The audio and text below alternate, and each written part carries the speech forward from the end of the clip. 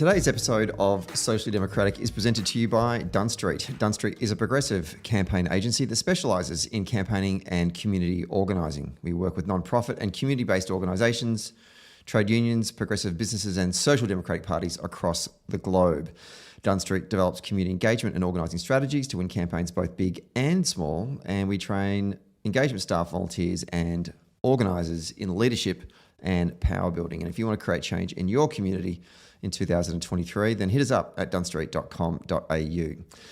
Today's episode is also brought to you by Maurice Blackburn Lawyers. When you need support with a legal issue, it can feel daunting. And that's why for over 100 years, Maurice Blackburn has been helping guide clients with their legal needs. They're here to help you when you need them the most, from workplace to medical injuries, class actions, occupational diseases, and wills and estates planning. As Australia's leading plaintiff law firm, they have the knowledge and the national network with the experience that you can count on. And to find out more, simply go to their website, mauriceblackburn.com.au. And today's episode is brought to you by SwiftFox. Every moment in a campaign matters, so you need the tools that you can trust. Lists that are up-to-date, phone banks that can change minds, emails that drive donations, events that will energise the community both online and offline, and text blasts that distill your message perfectly. SwiftFox CRM is made for campaigners by campaigners. And to find out more, just go to their website, which is swiftfoxcrm.com to win your next campaign.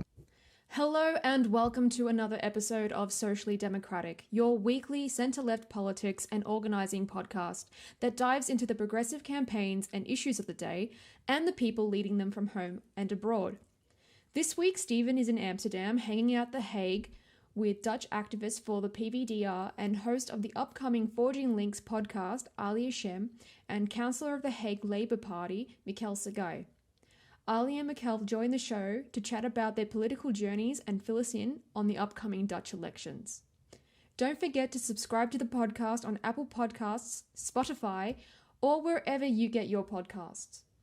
And if you like the show, be sure to give us 5 stars on Apple Podcasts and Spotify. And when you're done listening to today's show, please leave us a review on Apple Podcasts or Podchaser. For updates on all things socially democratic, please follow us on Dunn Street's Facebook, Twitter, Instagram, and LinkedIn.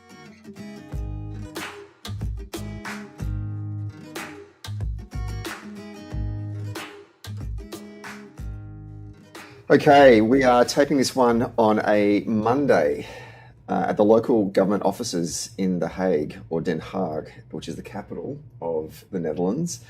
The political capital. Yeah. That was always confusing for me as a kid, actually, because I used to love trying to remember capital cities of the world, and I used to get confused about Amsterdam and The Hague about which was the capital. But we could talk about that later. Anyway, you can already hear some voices here. I'm joined by 2 Labour Party activists here in the Netherlands, or the PVDR as they're known locally, to talk about Dutch politics. They've got elections coming up in a couple of weeks' time.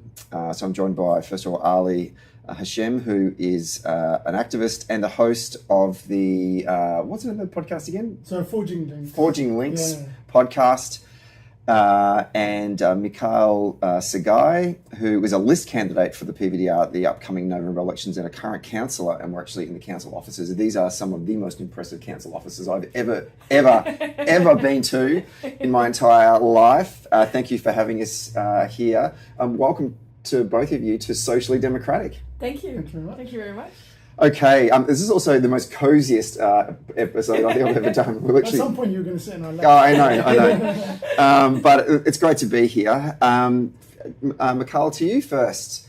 Tell us a bit about your background and your story. Doing some research on you before I came here today, you have achieved so much in such a short period of time. Thank you.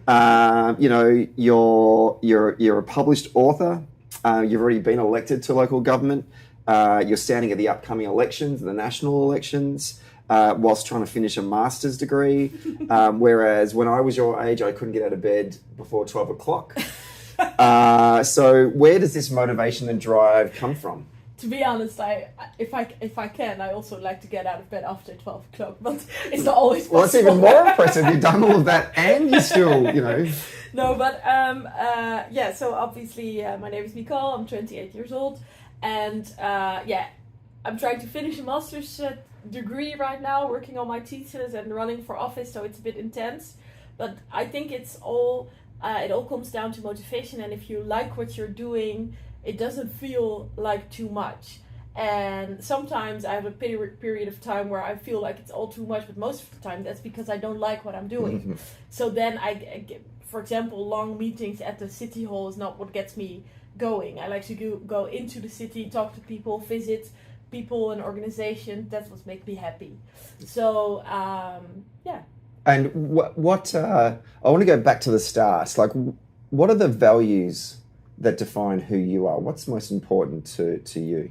So I come from an Eritrean family, and many people in my family joined the struggle for independence when Eritrea was in a war with Ethiopia.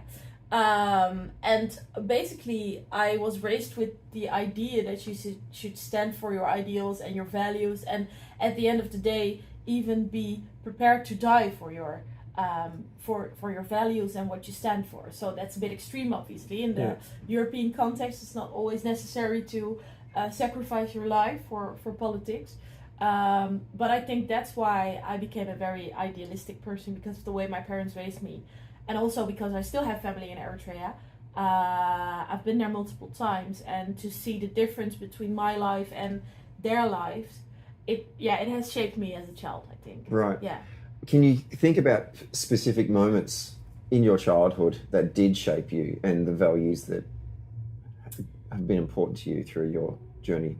I think I would say when the far-right parties came to a rise in the Netherlands, that was very shaping for me, because then me and my parents started to face a lot more racism. And there was a certain point in Dutch politics where a Dutch Somali member of parliament got her passport taken away, because there has been uproar about the things she said in her asylum procedure. And that was like, for me, it was like a very shaping moment, because I felt like if some people up there decide that I am not a Dutch citizen anymore, they can send me out of the country. Yeah. So that was very important for me to realize that it's important that the government doesn't discriminate people and doesn't exclude people, just so that everyone could be part of society. And how old were you when that happened to that politician? I think I was 10. Right. Yeah. What do you remember about that time like? I was afraid of the minister who did it to her, to the member of parliament, and she is now actually in the States, but the one who took away her passport is a colleague of mine now in the Hague City Council. Right. So that's a bit weird, to be honest, because I was a bit afraid of that woman when I was a kid. So it was very weird for me, I think, to realize that just because of the color of your skin and where your parents come from, people get to decide that you cannot be a Dutch citizen anymore. Yeah. And I think it's very important that the government looks to people or treats people equally, no matter the color of their skin or where they come from. One thing that does always fascinate me is that when people are faced with challenges and want to overcome those challenges and make choices, there are lots of different choices that you can make to find a pathway towards change. Politics is one of them, but there's lots of other different things you can do. When was the moment that you thought, politics, and in particular, Labour Party politics, is an avenue where that you want to be involved in and that you can create change? So I came to The Hague when I was 18, 10 years ago, to go to university. But I come from a background and a family where it's not normal to go to university. My sister actually graduated this summer. We had her graduation party this weekend, and she was the first in my family to graduate from university. So when I started university, I was like, I want to do something that makes sure that other people get equal chances in society as well. And I think in the Netherlands, a lot of children face not discrimination, but just inequality. Mm-hmm. Like the system is not fair. If your parents don't have a high income or have a migrant background, you're treated differently by the system than when you're a white, rich kid living in the right neighborhood. And that's something that really bothered me and that I wanted to change. So when I came to The Hague, I became a member of the Labour Party. I became active so that I also got to know, because also social, to be active at a political party, you get to know people, make friends. Yeah.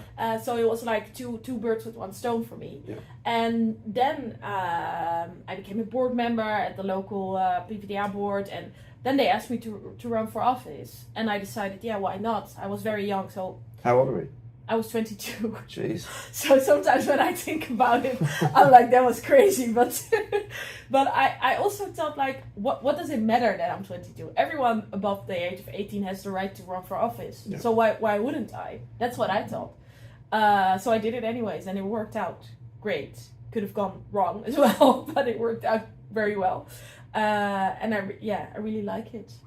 Ali, you've I know that you live in the Netherlands now, but I do detect a London accent. I've watched at least 10 seasons of The Bill, so I can spot a London accent when I hear one.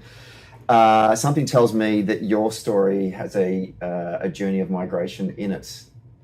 Tell us a bit about how you came to be doing the work that you're doing now. Yeah, so I've been in the Netherlands for about 5 years now. I previously, of course, I'm from London, from Hammersmith and Fulham. I grew up in London. My parents are originally Iraqi. And I was born actually in Syria, so the journey starts way before even my birth. And at some point my dad was very politically active, which was the reason why he was in Syria in the first place, after leaving Iraq as a young man. Mm-hmm. He studied university in Syria and then got married to my mother, who was also from their neighborhood. And then at some point, the Syrian intelligence didn't like what he was doing. They started hunting him down. And then we went on a long journey to eventually be in the UK when I was basically about 2 years old, or something. Spent most of my life in London. And I think I relate to how you're saying, like, your family has this, resistance fighters, freedom fighters. My dad considers himself in the same realm, and basically I used to spend my Saturdays, instead of watching cartoons and hanging out with other kids who were playing football, he used to take me to Trafalgar Square, where we would the main square in London, where we would collect signatures against Saddam Hussein, which of course he opposed. That journey was like for 10 years or so. We'd collected more than 1 million or so signatures. Wow. Unfortunately, like, what's sad is that movement, because there was no like social media at the time. It's not very well recorded, but basically most of the people within the resistance against Saddam Hussein are aware of that happening. My mother used to cook chickpea soup, and I'd be the one who had to distribute that, and it was a nice icebreaker or bone breaker. With talking to people on the streets to try and get them. So very in touch with kind of like politics embedded into it. And then at some point I realized I wanted to do something away from that kind of politics, especially after the invasion of Iraq. I realized that resistance was over. Half the people went back and started becoming part of the government. Half the people just stayed back in the UK. For myself, I just realized, like, it was insincere to do anything in Iraq because I couldn't relate as such. And that motivated me to, of course, locally we had housing issues. I started campaigning on housing, and then that grew into joining the Labour Party, standing in local elections. I was a councillor, deputy mayor in Hammersmith and Fulham. And then towards the end of my term, I did 4 years there. I transitioned to the Netherlands, mainly because my partner is Dutch. She's ethnically Iraqi as well. But my partner basically said it was very difficult for us to continue living in the UK. We had a kid by then. The pollution, the cost of living. This is way before, it was during austerity under the Tory government, but even before, the crisis the cost of living crisis that the UK faces now. So it was hard then, and it's much harder now. I want to go back a couple of steps there. I'm interested about the story about your father and the work he was doing in Trafalgar Square. Have you read Nick Cohen's book, What's Left? No. Because I feel like the opening chapters talk about the work that your father did and people within the Iraqi community that were living in the UK fighting against the Ba'athist Party. You need to read that book. I will. And you know what? My parents did not have the habit of waking up in the morning and opening the curtains. When I moved to the Netherlands, everyone's just like transparent. Like you'd see people's curtains are never closed, and that for me was like psychologically a transition, one of the cultural transitions.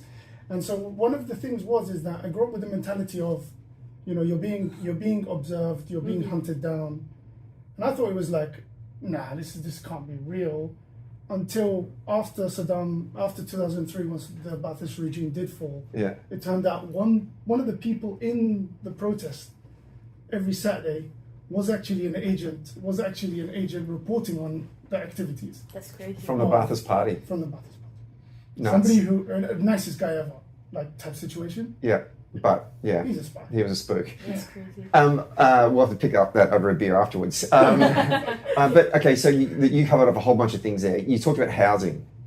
Yes. Was that the thing that sort of sent you off into this journey into Labour politics or party politics in general? Yeah. So I was part of the Tenants and Residents Association, and basically the Tories. We lived in a council estate. And the Tories basically flogged it off once they got into power in, I believe it was 2008 or so. They flogged it off. At local government level? Local government. Yeah. They basically sold a plot of land that probably worth $1 billion or so, 1.2 billion maybe at best, was sold off for like 100 million, which is basically like 10% of the price that should go for. And the reason is they're just like, just get rid of this, gentrify it. Let's bring in luxury housing under the premise that, we're going to rehouse you.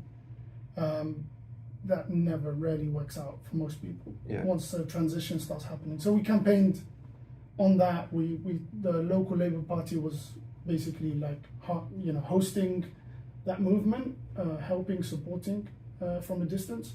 And then when I joined in, we didn't expect to win government in 2014. We won local government. That was when I became a councillor then. Yep. Basically, we stopped that deal happening. Yep. And we reversed it. And that was one of the achievements of when you say governments can't, politicians don't do anything, can't do anything. This was a campaign where we identified what we needed to do. Once we got into power, we just made it happen. Yeah, right. And so I'm very proud of the team there. They're still in power at the moment. Most of the people are left behind the house from the phone. Fantastic.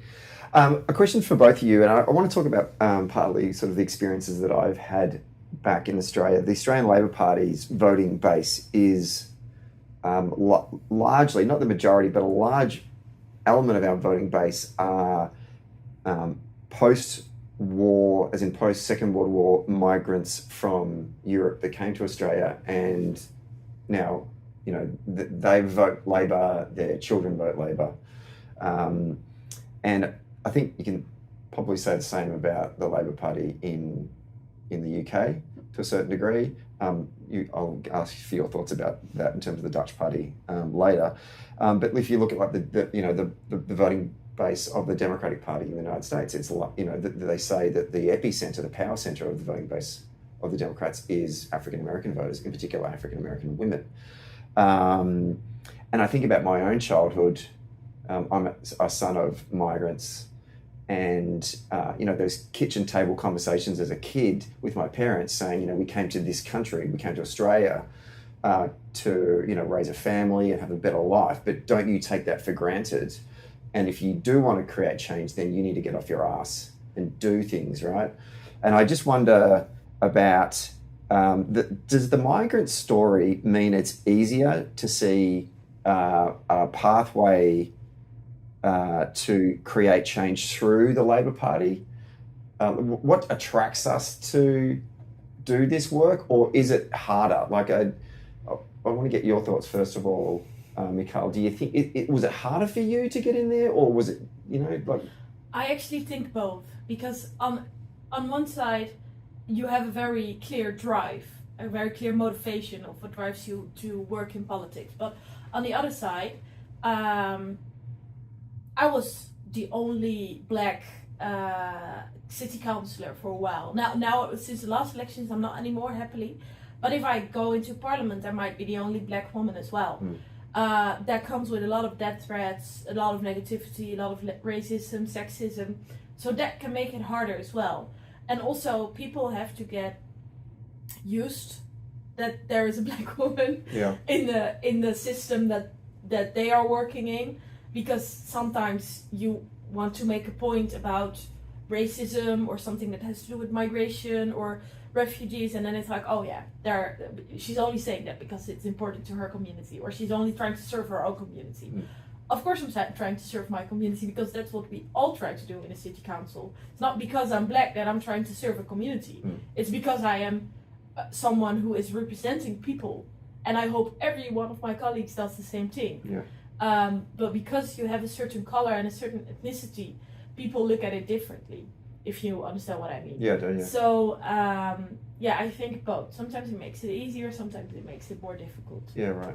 Ali? I struggled in the UK. I struggled with being boxed into, because I come from a Muslim upbringing, I come from ethnic minority, yada yada yada, all those identities.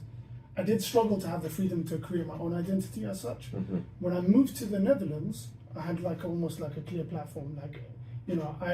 I was happily a foreigner, let's just say. I know I didn't grow up here, I'm not a native speaker, I just speak Dutch, terribly so. No, you speak Dutch very well. It's because you're kind. So I almost embraced that identity of an outsider, because here I'm naturally an outsider. Whereas in the UK I did try really hard to fit in, but then I realized I was being boxed into what was necessary and needed. Now that I'm here, I'm able to embrace that. But the problem also is that sometimes, how relatable am I to the average Dutch person? That is a struggle that some people in the party, hesitate to bring me forwards into. That's why I'm trying to forge a wider audience of service. The reason why I joined the Labour Party is not the same reason I joined the Labour Party in the UK. The reason why I joined the Labour Party in the Netherlands was because that rich history of the socialist movement in the Netherlands, I could relate to much more than any other party. Much more than the Liberal, the Zesestaf, or the Tories, or you have multitude of parties here. In your council, you have 15 in the city council. And probably on national level there's 50. That's nuts. So you can join a wide array. I was invited to join a Muslim background party, inspired by, in the same way the Christian Democratic Party was more like the Muslim Democratic Party, or come and join the very local regional party where I live in Schiedam, or you can do that, or join the Green Party or such. But for me it was, where would I want to feel as a home? Where would I want to, if looking back, success or not success on a parliamentary campaigning level, where would I relate to? Where do I feel comfortable in terms of my values?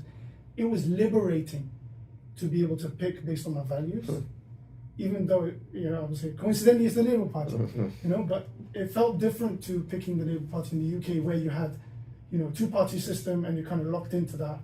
You either want to be in the opposition, or if you want to fight for power. So here it was far more liberating. It felt like I was free to choose my path much more.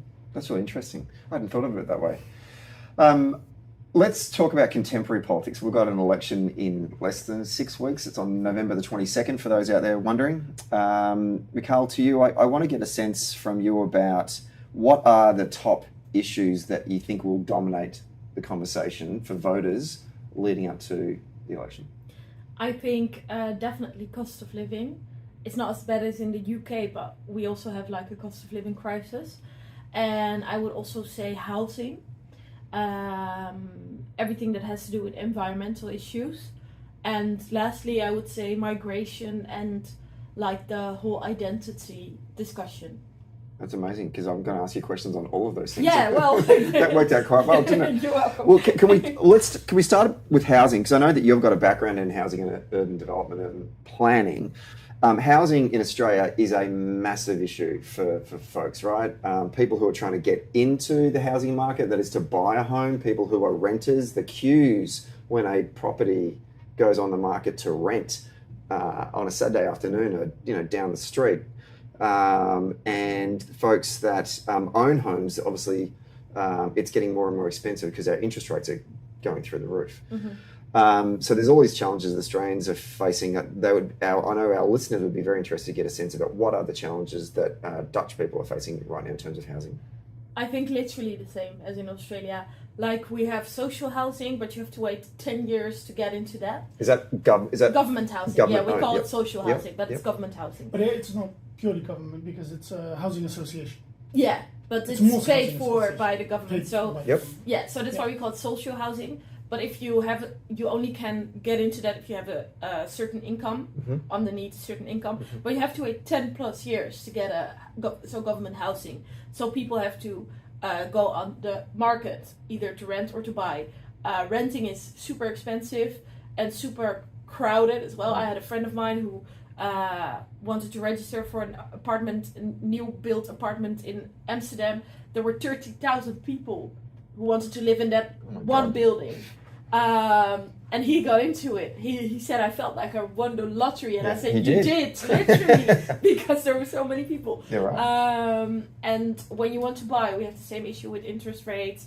We also have the issue that people just buy houses for fun. Like rich people, they buy houses for fun. They renovate them and then they sell them again for extra money, or they rent them out for extra money. So we have the same issues, I think, as other European countries, but also as other countries overseas. And so how is that, I mean, what is happening in Dutch politics right now in which you can foresee pathways to solutions to dealing with this, and how is the Labour Party trying to insert themselves into this debate? So we try to focus on building affordable houses. So locally, for example, we try to make sure that every new housing project consists at least of 50% government housing, so that we get more quantity on that market as well.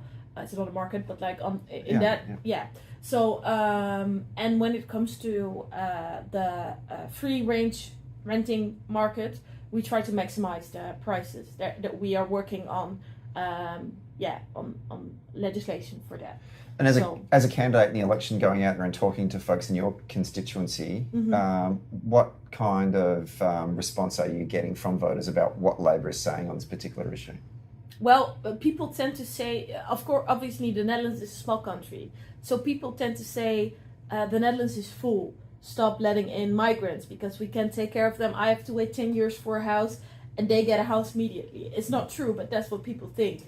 So I try to shift the conversation away from migrants to the policy of the last few years that has been very much away from the government housing. Like the government was even selling social housing instead of building new affordable housing. So I try to shift that conversation away and just try to talk about what we want to do instead of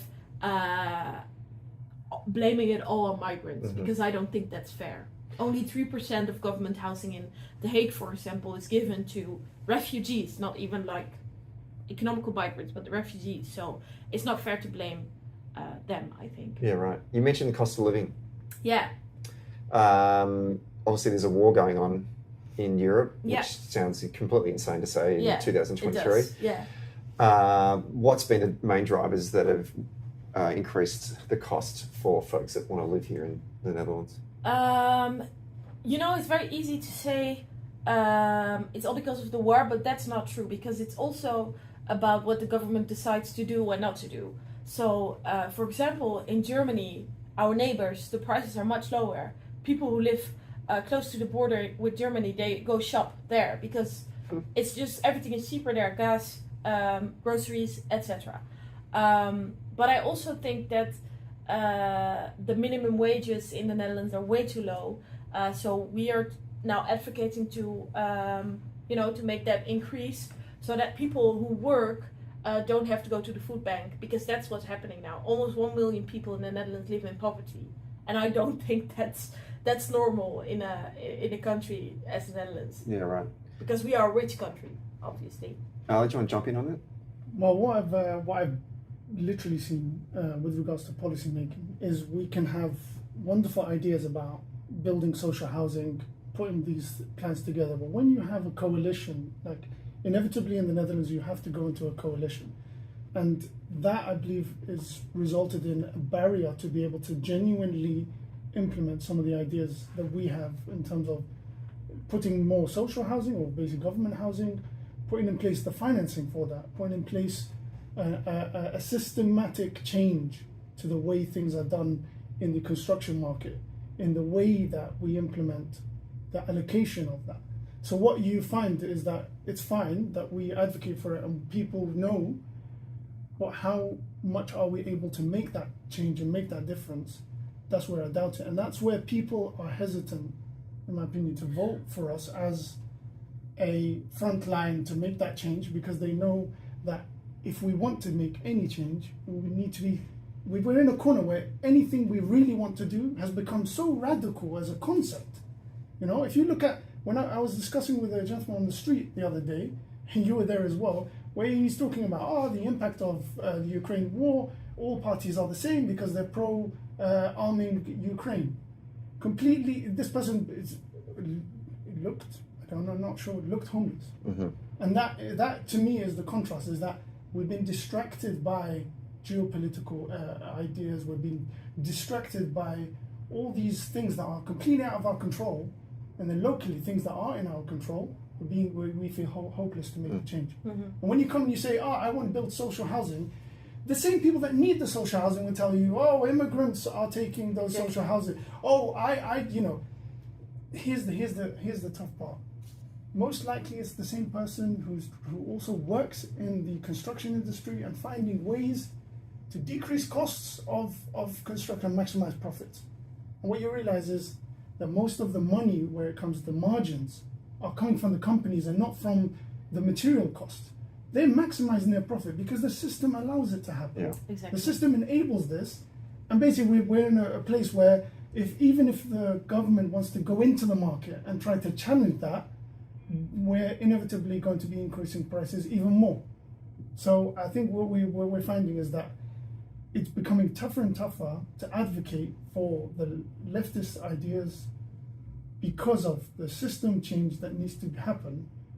And then we just look like a bunch of radicals, a bunch of loonies sometimes. But I think just proposing reasonable things that, 60 years ago were what built the Netherlands, the UK, Europe. Mm-hmm. Ideas that genuinely built these economies. Okay. Yeah, sorry, I wanted to say, I think that we are right now in a very transitional political time in the Netherlands, because Mark Rutte, our Prime Minister, he will step down. Obviously, the Labour Party is starting a coalition with the Greens. So I really have good hope for this election. And I feel like it's the most exciting election in maybe 15 years. So, yeah. Let's take a quick break to talk about SwiftFox. Every moment on a campaign matters. You need the tools that you can trust. Lists that are up to date, absolutely. Phone banks that can change minds. Emails that drive donations, and events that will energise the community online and offline. And text blasts that distill your message perfectly. SwiftFox CRM is made for campaigners by campaigners. And to find out more, go to swiftfoxcrm.com to win your next campaign. Okay, let's get back to the show.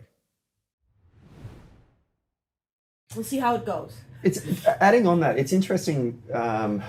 We've had a whole round of elections back home in Australia over the last sort of 18 months, both at a state level and at a federal level, national level. And cost of living was the number one issue when voters were surveyed that would impact on who they were going to vote for. And remember, in Australia, it's compulsory voting, so we don't do turnout. It's just persuasion only, right? Just people are going to go to the polls, so let's just persuade them.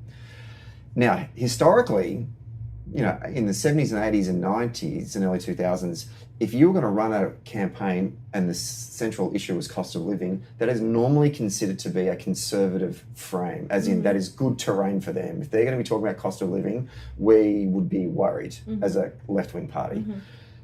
Amazingly, the Conservatives were in government at a national level, and cost of living if you surveyed voters and they said, who do you think is best to handle the cost of living, over time, voters started to say, well, I think the Labor Party would be best to handle it. And that shocked me, right? And then even at state elections where we were the incumbent party in government, the same results were coming back through. People saying, I think Labor is the best party to handle this issue. The things that I thought that, and I wondered, well, how did that happen? And I thought it was interesting to see how the Labor Party took policies to the election where they could, one, frame up the Conservatives to say, you're the reason why we've got high cost of living, you're out of touch and you don't understand what ordinary Australian voters are going through, and you're not the people that will be able to handle it. And here's some of the ideas that we're going to take the election, like trying to put better wages in the back pocket of Australian workers, like the government inserting itself into the market and actually working out where can they intervene to try and reduce the costs, like more investment into TAFE courses, which is like not university, once you finish high school, not go to university, but do skills with your hands, like trades. Vocational work. So if you want to be a nurse, we'll pay for it. If you want to take up certain skills, trades, we'll pay for it. So therefore, yes, there's other ways we can help you not have to pay for these sort of things. If you want to put solar panels on your roofs, we'll pay for it. So we're trying to bring down your energy bills. So we tried to work out where were the areas where voters were actually getting impacted directly, as opposed to doing long-term policy adjustment that you're not going to feel the effects of it until 5-10 years. People can't wait that long, right? No. And I'm interested to get a sense of what are we hearing from the Labor Party here in the Netherlands in terms of policies to address this central issue of the cost of living. I think because you mentioned the minimum wage before, right? There's one. What else are we doing? I think when it comes to sustainability and environmental issues, we are also trying to communicate very clearly to people that it's not about drinking oat milk. It's about indeed putting solar panels on your roof so that your energy bills lowers and that you also reduce your energy use. So that's two, I think. Yeah. And also when it comes to inflation, I think it's very important for the government to insert itself in the market, because we now have to do with companies that higher the price just because they can, and people can't pay for their food anymore, and the companies just keep doing it because why the hell not? No one stops them, and sometimes they don't even pay their taxes, and sometimes they get an extra subsidy from the government, and etc. So all of this also has to stop, because it makes the people. It makes the people uncertain of social security and food security, even in a country as the Netherlands. And do you think that, say, middle class voters, which I assume in a country like the Netherlands, that's where the majority, that's probably where elections are won and lost, right? Are they starting to look at government and think, hang on a minute, what's going on here? Why are we struggling to pay for our weekly food bill while these fat cats in Amsterdam or in The Hague are earning, big corporate dollars and paying themselves these bonuses? Because I've noticed in Australia that middle class Australians are starting to wake up and go, hang on a minute, this isn't right. I think in the Netherlands we have the tendency to take things seriously when they happen to the middle class. So, for example, the housing crisis wasn't considered a crisis before it happened to middle class people, and now we have the same thing going on with the cost of living crisis. And when it comes to debt, you now see, let's say a salary of 2,500 euros after taxes would be in the Netherlands would be more than enough to live a comfortable life before this crisis. Now you can't even save if that's your salary. So people start to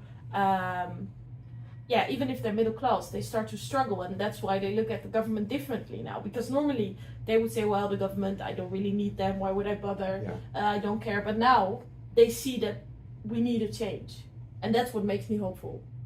There is a certain framing. People, the middle class, tend to vote for as much stability as possible. Exactly. So keep the status quo going as long as possible. That's why Rutte has been so successful at remaining in power, because he promises to just keep things going as they are. And now what you're finding is there's this divergence. Stability is no longer working, but then on the other side, the right keeps framing the left, Green Party, Labour Party, as radical. they're coming in and they're going to make it worse. Because why worse? Because they're saying, if you put in place the Green Deal that's coming from Europe, if you implement all those measures, it will increase the costs, and rather than decrease the costs in the short run. Mm-hmm. If you intervene in the housing market, you will increase the costs of the material to make construction, and contracts will go up, and labor will have basically the constructor people, the builders, are going to cost more because they have more projects. So then your average middle class person who needs somebody to come and build an extension will now cost double, and that's happened in the past. And then so that's two main things that we are advocating for, that now the middle class saying, oh, I'm not sure about that. Like these will make me worse off. And then you've got other measures like minimum wage. If some of the middle class dabble in entrepreneurial activities, will also say, wait, that means I have to pay out for the cleaner, for the mechanic, for the other people. When if I'm running a small business, I'm going to have to fork out more money, and that's going to cost me more. So there is this situation that we find ourselves in, where the stability they know isn't working, so they probably will try to look for alternatives to the centre right, and then the left is telling them they're hesitant about it. So I think that's where we need to become more assuring, to say, look, what we want is just to keep things steadily growing towards a different direction. Yep. But who's going to try and disrupt that is, of course, the right, who control aspects of the media, or control aspects of the narrative, will try and keep framing this as radical, as oh, goes too far, this will cost us. And I think that insincerity on both sides, insincerity from our sides to admit that some of the measures that we want to put in place are costly and will cost, and we do need to increase taxation, we do need to intervene, and there may be unforeseen consequences. So we need to be more honest about what we're going forwards with. And the right need to understand that the more they bash this narrative, the more they bash the way we're doing things, they're going to corner themselves, because guess what? It's going to make people either not vote or vote really extremely, either left or right. Yeah. And that won't result in a stable government. Then we'll have years of unstable governments. Last government negotiations took almost a year to happen. Yeah. And this time it might, Even be Labour longer. win Yeah. or Centre of they win. We might still have 2 years of negotiations. Yeah. And Rutte, this whole time, the caretaker government of Rutte stays in power. For folks at home, the electoral system here in the Netherlands is basically similar to what they have in New Zealand and Scotland, where they have this national list. Mikal, you mentioned before about environmentalism and climate change.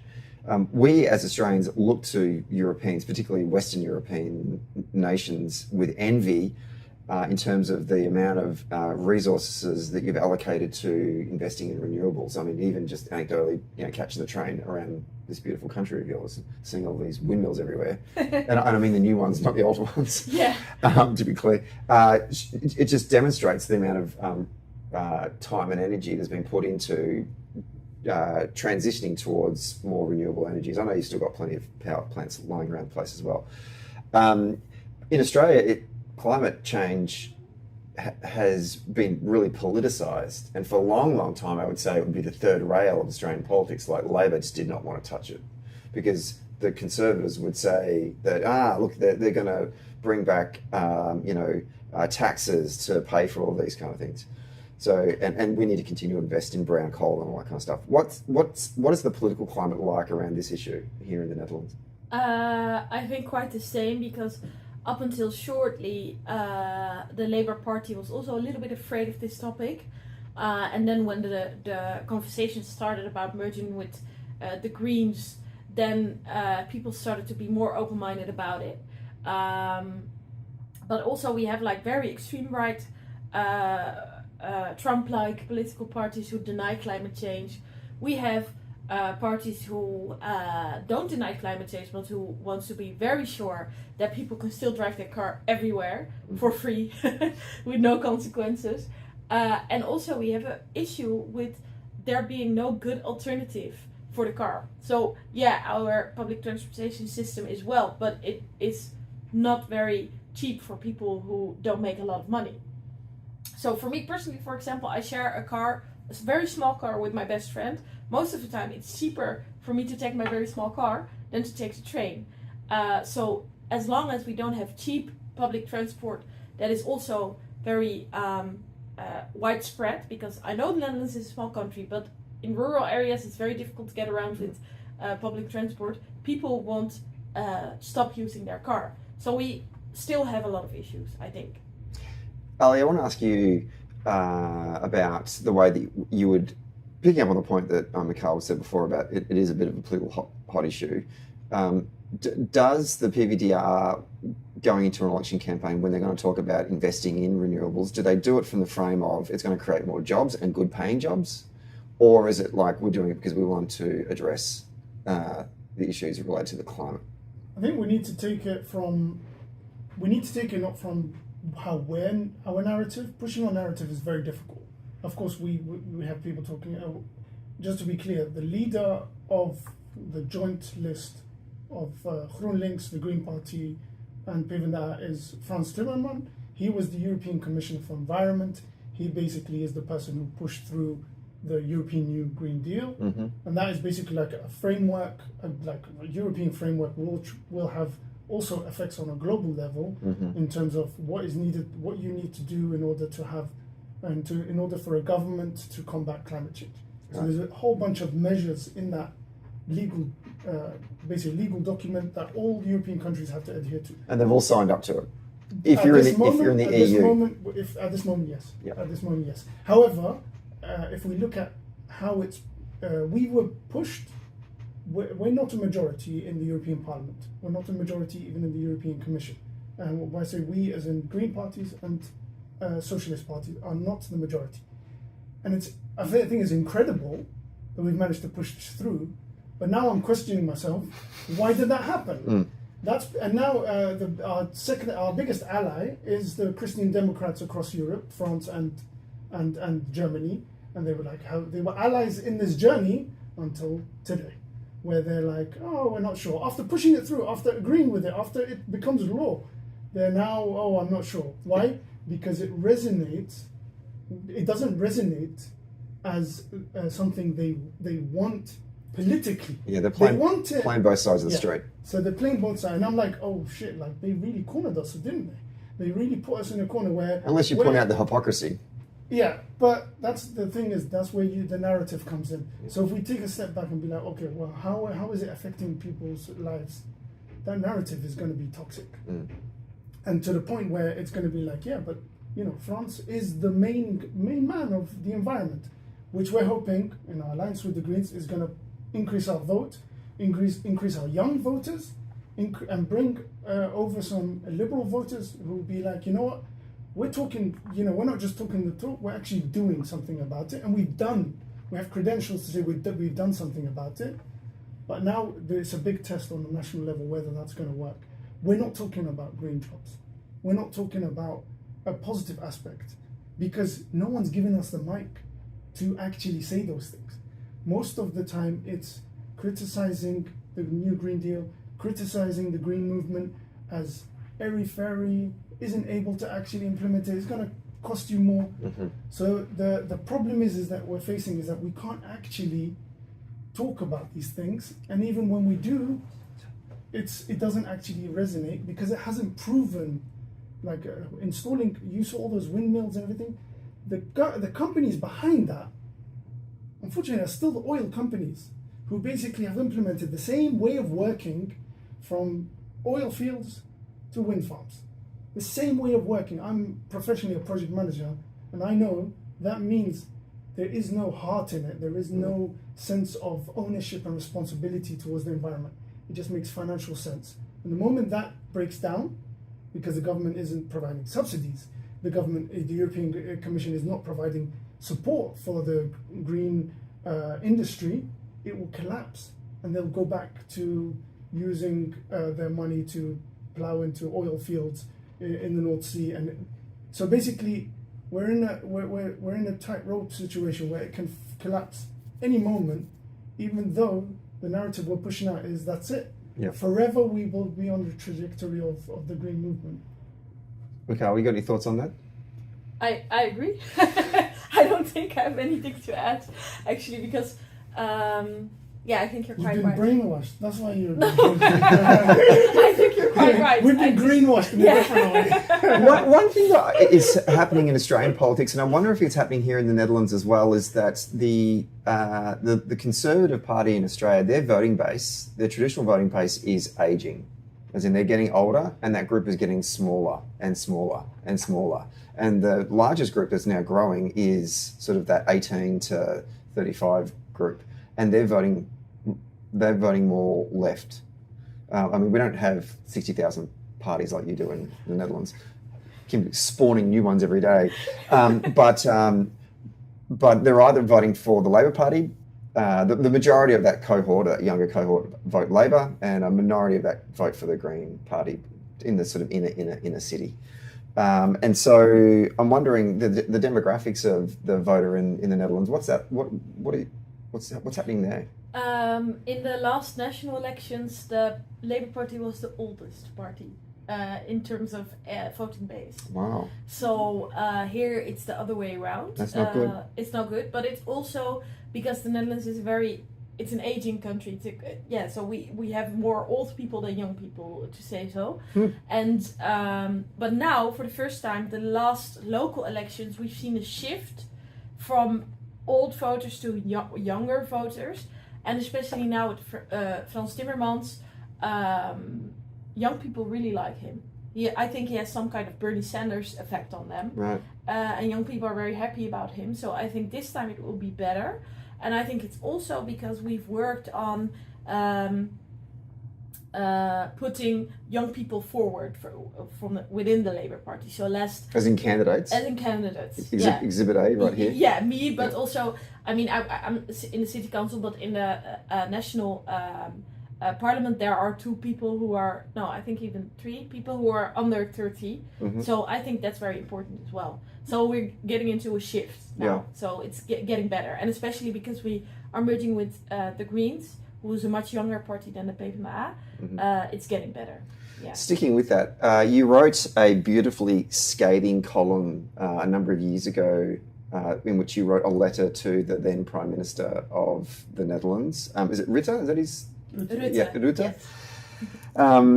And I forgive me because I actually had to do with the translation. It was written in Dutch and I had to translate it back into English, and I don't know if the translation was spot on, but what you were essentially talking about was that his idea of the Netherlands is this sort of almost, I think you were saying it was a bit of a fantasy land. It doesn't actually represent what a modern Netherlands looks like, and you referred to the New Dutch. Mm-hmm. And I want to get a sense from you about what do you think a modern Netherlands should look like or does look like compared to what the Conservatives think it looks like. Well, for me, I think the Conservatives really hold on to cultural rituals, or I don't know, a certain type of ideal in their head that doesn't even exist anymore. So, for example, I have 3 sisters in total. 2 of them are my half-sisters. They are very small, 3 and 5. And their mom is Dutch, as opposed to me. Both my parents are Eritrean. So I think they are a product of the modern Dutch society where people have interracial marriages, interracial families, etc. But for conservative people, that's very special and very almost like they're in a museum sometimes when I walk on the street with my sisters. They're like, what's their ethnicity? And we don't understand. And for me, that's so weird because we are already living it.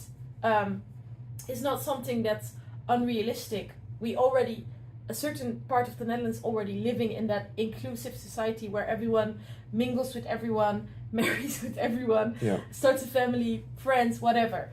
But for a certain generation maybe or group in the Netherlands, that's still very strange. And I think that's our challenge, to make sure that everyone feels included in the Netherlands. For me, for example, as a politician, I don't care when people are being racist to me. I mean, I won't sleep less about it. Mm-hmm. But what really bothers me is that some people will write to me, who do you think you are, coming here and talking about our culture?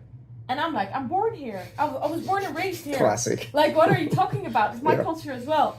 That is something that we need to get out of our system. because there's a whole generation of young people with migrant backgrounds growing up in the Netherlands who doesn't feel included in society because we keep excluding them. We keep seeing them as outsiders or others, and I think we should really stop that. And it's important that our politics are inclusive and our leadership is inclusive. Fantastic. Ali, can I broaden out that question somewhat and to talk about it from a European perspective? I mean, obviously, your background is both Syrian and Iraqi. You grew up in London, in the UK. You're now living in the Netherlands to raise a family. What does a modern Europe look like? Because, there's the last 5 or 6 years, or last decade for the European Union as an idea has really been tested, right? We've had Brexit. You were telling me the other day about how, Poland and a number of those Eastern countries was thinking about making a move as well. What does a modern Europe look like? Where is Europe going? So, for me, I take inspiration from there's a book by Stephen Zweig. It's called The World of Yesterday, and it describes the 1920s, just before the 20s, 30s, just before the start of World War II, kind of in between the two wars, and the concept of this cosmopolitan Europe, and he particularly showcases Vienna as all the Balkan countries, the Northern Europeans, Southern Europe, all mixing together under just before I think it was pre-World War I, or in any case, Vienna being a cosmopolitan area where all nations of the Austro-Hungarian and outside the Austro-Hungarian Empire were mixing and intermixing. He sees that as a positive aspect of humanity, a kind of progressive aspect of where Europe is heading towards, and he contrasts that with another figure who also Austrian. Austrian, and of course he saw it completely differently. Hitler saw that as an abomination, and is the very reason for the decadence of Europe, and wanted to have a solution for that. So I feel like we haven't fully evolved from those two aspects. In Europe, I think globally as well. Yeah. Where its identity goes downwards towards nationality, nationalism, and then individualism, and then you kind of like just protect your family, fuck everyone else. Sorry. Yeah. Against right. Yeah. Or you go. Whereas the way I see it is that you go upwards, and if I go upwards all the way to the end, and use science fiction, I would say like a Star Trek ideal for federation, Earth's federation, or basically the federation where we live in a world where we're so over it that by force because you're interacting with not just other humanoids but other species, and you have to find an identity where beyond yourself. If I take that as like the end of it, or the highest level, and I move backwards, that's where I see there's a role for a pan-European identity. Pan-European identity based on values. Yeah. Not based on nationality, not based on just historical facts, not based on policies or economics or social policy, but based on values. Where in the world do European values, as defined by the European Union at the moment, do you find that? That's the nation I want to be part of. That's the nation I want to advocate for. So I think the opportunity I've had, the privilege of having been moving to the Netherlands, is being able to actually identify that much more than the past. When I was in the UK, I really tried really hard to be as English as possible so that everyone else around me can accept me and push. Anyone who denies that is like, oh, you're racist, or you don't like me for why. But then even that I found very restrictive, very unfreeing, very being boxed into. Whereas when I'm here, I feel comfortable saying, yeah, I live in the Netherlands, and when I get my nationality, I'm comfortable saying I advocate for the values that intersect, silver lining through society. That also relates to my politics. I'm a socialist. I'm an internationalist socialist, meaning that I want, if any worker or any person out there is struggling, that's my struggle. And I think that has been diminished and is continuing under attack, even on the left. We have a leftist party that, not nationalist as such, but it's anti-European leftist party also in the Netherlands. Yeah, right. And that, to me, is just an oxymoron. Like, how can that even come together? I mean, Jeremy Corbyn basically was that person when he was leader of the Labor Party, and so he was essentially a Stalinist. Okay, last two questions to you, Mikal. First of all, I just want to get a sense of what does your world look like in the next 6 weeks? You're running for the national elections. Like, just give us a bit of a bird's eye view of what's going on in your world right now, campaign wise. Well, I have a lot of interviews, podcasts, stuff like this, and also doing a lot of debates. Panel discussions. You get invited to next week. I'm getting interviewed by children, which is also very funny about the elections. Mm-hmm. So all types of that. And whenever I have the time, I have to write my thesis. So that's life right now. So my thesis deadline is 1 week for the elections. Timing of that is very intense. Yeah. Right. So I won't see my family. I won't see my friends until December, I think. Yeah. Right. But that's okay. They all support me, so that's very nice. I'm very confident that if anyone could do it, you can. Oh, thank you. Because you have a track record. Yeah, thank you. But I hope it doesn't come at the expense of your own health or your own. No, it doesn't. Your own mental health, because that I think it's important. Yeah, I think that's important, and I really try to do that as well. So yeah, thank you for that. Ali, just one more question for you as well. Obviously, you've started your own podcast as well. What was the motivating factor to do such a thing? So I spent 2 years in the Paving That Academy, which is kind of like a leadership program. We would come together as a group of about 20, 30 people, mainly young activists. Every month we would try to educate each other on themes of environment, governance, European Union, all these other. So we can have a good level playing field of understanding between us. That is about 2 years. I'm in the second year of that.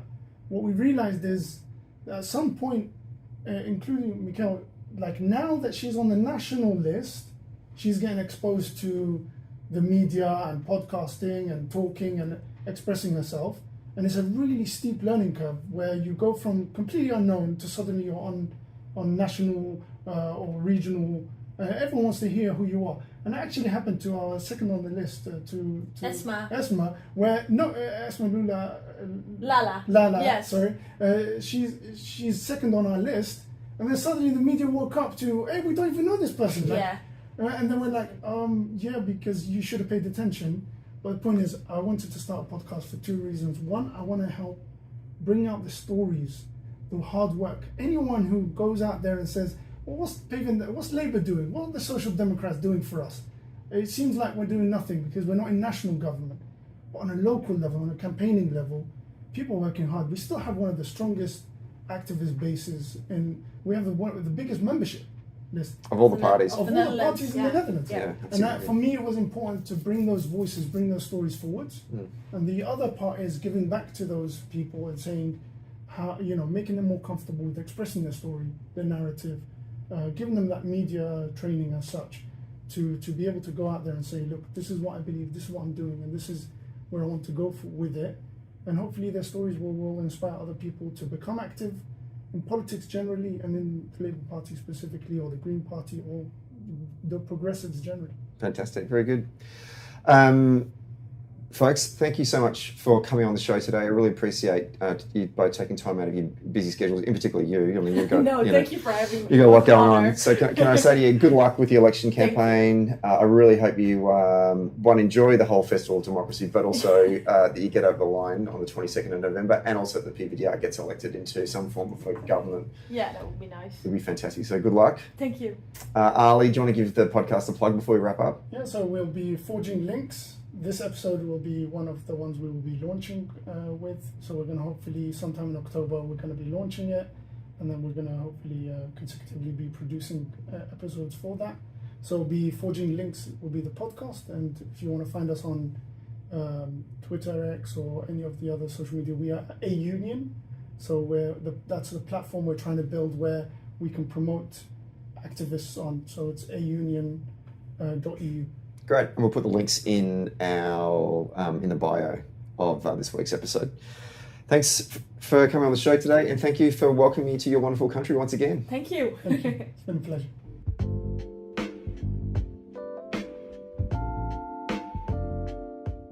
Thanks for listening to Socially Democratic. Did you like the podcast? Hit the follow or subscribe button and be sure to leave a review on Apple Podcast or Podchaser. And to get all the latest on Socially Democratic, follow Dunn Street on Facebook, Instagram, Twitter and LinkedIn. And we'll see you next Friday. Socially Democratic was brought to you by Maurice Blackburn Lawyers. Maurice Blackburn Lawyers have spent more than a century paving the hard path to justice for everyday Australians. They've helped over 500,000 Australians turn their situation around, and they know how the system works. Their experience and skills means you'll get the best results possible. Find out more on their website, mauriceblackburn.com.au. Maurice Blackburn, experience you can count on. Socially Democratic was brought to you by SwiftFox. Every moment on a campaign matters. You need the tools that you can trust, lists that are up to date, phone banks that can change minds, emails that drive donations, events that will energise the community online and offline, and text blasts that distill your message perfectly. SwiftFox CRM is made for campaigners by campaigners. To find out more, go to swiftfoxcrm.com to win your next campaign.